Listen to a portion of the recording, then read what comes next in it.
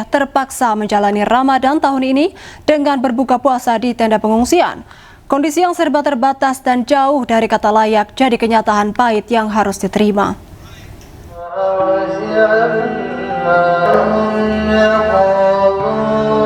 Beginilah suasana saat waktu berbuka puasa di tenda darurat pengungsian desa Menasah Raya, Kabupaten Pidijaya, Aceh. Di bawah terpal tenda, mereka menunggu azan maghrib dengan hidangan yang sangat sederhana.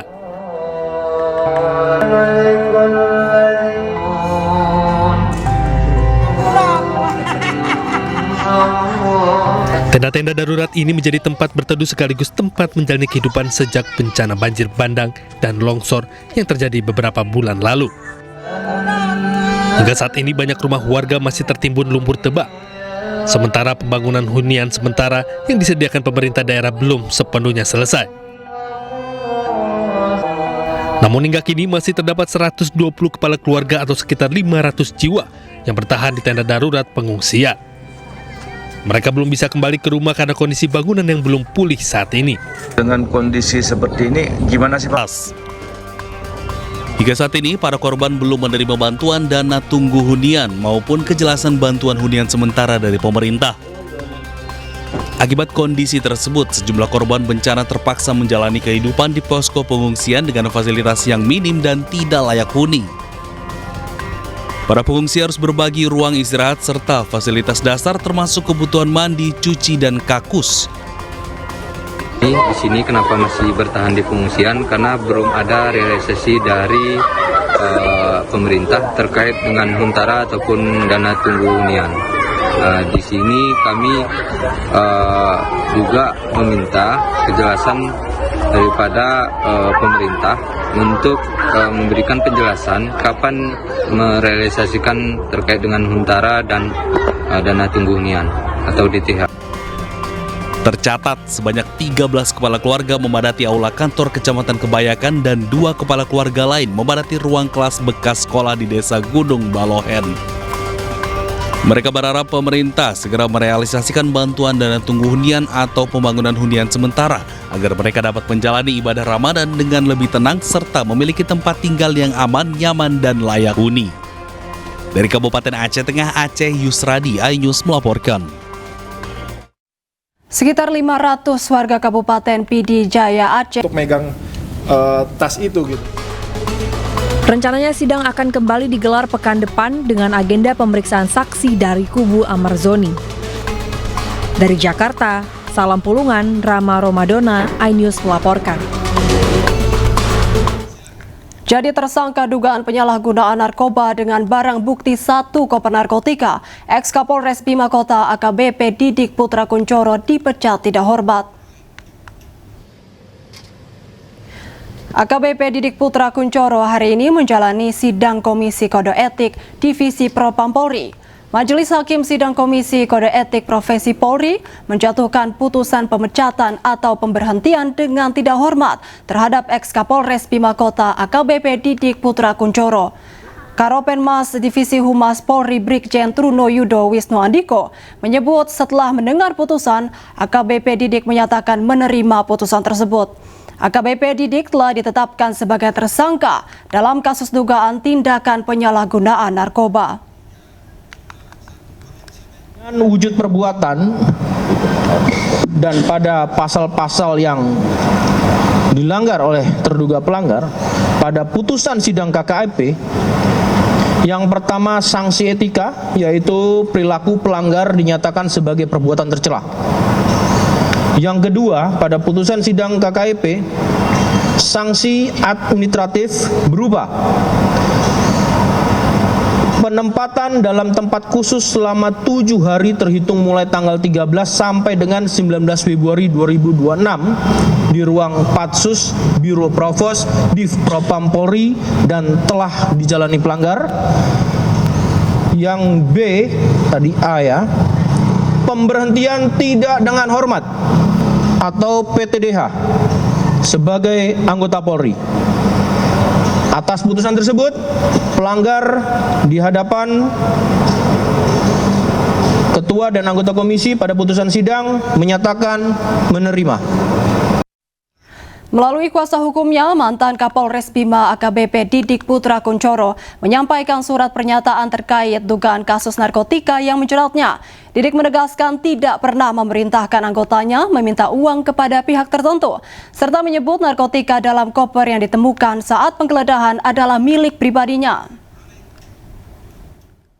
Yang bertanda tangan di bawah ini, nama Didik Putra Kuncoro, SIK MSI, pangkat garing NRP AKBP garing 7903 1391. Tempat tanggal lahir Kediri 30 Maret 1979, umur 46 tahun. Alamat Taman Royal Arum, Kelurahan Poris, Kecamatan Cipondoh, Kota Tangerang, Banten. Dengan ini menyatakan, satu, bahwa saya menyatakan saya tidak pernah memerintahkan kepada saudara AKP Maulangi, SHMA, mantan Kasat Res Narkoba, Polres Bima Kota, untuk meminta uang kepada seseorang yang bernama Ko Erwin. Dua, bahwa saya tidak pernah memerintahkan kepada saudara AKP Maulangi, SHMH, mantan Kasat Res Narkoba, Polres Bima Kota, untuk bekerja sama dengan pihak manapun, juga termasuk orang yang bernama Ko Erwin, khususnya dalam hal mengedarkan maupun memperjualbelikan narkotika, psikotropika, atau segala jenis obat-obatan terlarang lainnya. Tiga, bahwa saya tidak pernah mengenal, tidak pernah bertemu, dan tidak pernah bekerja sama dalam bentuk apapun dengan seseorang yang bernama Ko Erwin. Empat, bahwa narkotika dan psikotropika yang terdapat di dalam koper yang ditemukan di rumah Dianita adalah milik saya pribadi dan tidak ada hubungannya dengan saudara AKP Maulangi SHMH alias Pak Eki, mantan Kasat Res Narkoba Polres Bima Kota. Demikian surat pernyataan ini saya buat dengan sadar dan penuh tanggung jawab. Badan Narkotika Nasional rekomendasikan pelarangan rokok elektrik atau vape seperti yang telah diterapkan di sejumlah negara. Rekomendasi ini disampaikan menyusul temuan indikasi kuat penyalahgunaan narkotika melalui perangkat tersebut.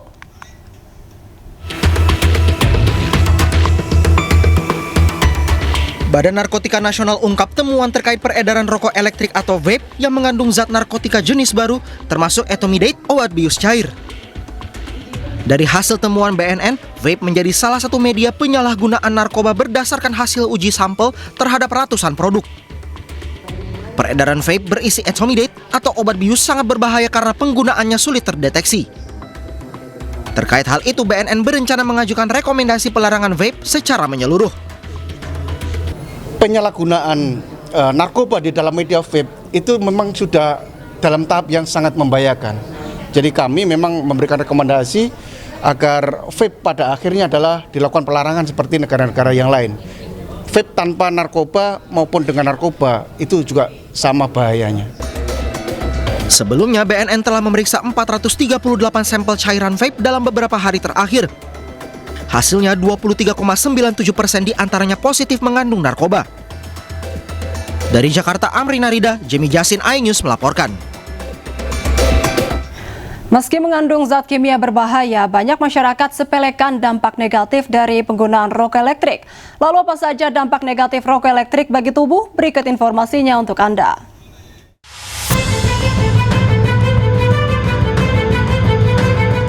Pertama, kerusakan paru-paru. Zat yang menyebabkan penyakit popcorn lung atau bronchiolitis obliterans adalah diasetil. Zat yang sering ditambahkan dalam cairan rokok elektrik beraroma untuk meningkatkan rasa. Kedua, asam lemak masuk ke paru-paru. Pneumonia lipoid terjadi karena menghirup minyak yang terdapat dalam cairan rokok elektrik yang memicu respons inflamasi atau peradangan di paru-paru. Lalu ketiga, ketergantungan nikotin. Nikotin memicu pelepasan dopamin, hormon senang di otak, sehingga pengguna ingin terus menggunakannya. Keempat, pengaruhi perilaku dan kesehatan mental. Ketika seseorang kecanduan pada nikotin dan coba berhenti menggunakannya, tubuh dan otak mereka harus terbiasa untuk tidak memiliki nikotin. Hal ini dapat berdampak pada suasana hati dan perilaku seseorang. Kelima, mempengaruhi kesehatan gigi dan gusi. Paparan aerosol pada rokok elektrik dapat membuat permukaan gigi lebih rentan terhadap perkembangan bakteri. Dan keenam, risiko kanker. Meski rokok elektrik tidak mengandung tar seperti rokok konvensional, uap rokok elektrik mengandung zat kimia berbahaya yang dapat meningkatkan risiko kanker. Memasuki bulan suci Ramadan, korban bencana banjir bandang dan tanah longsor di Desa Mendale, Kabupaten Aceh Tengah masih menempati posko pengungsian. Mereka berharap pemerintah segera realisasikan hunian sementara agar dapat jalani Ramadan lebih tenang.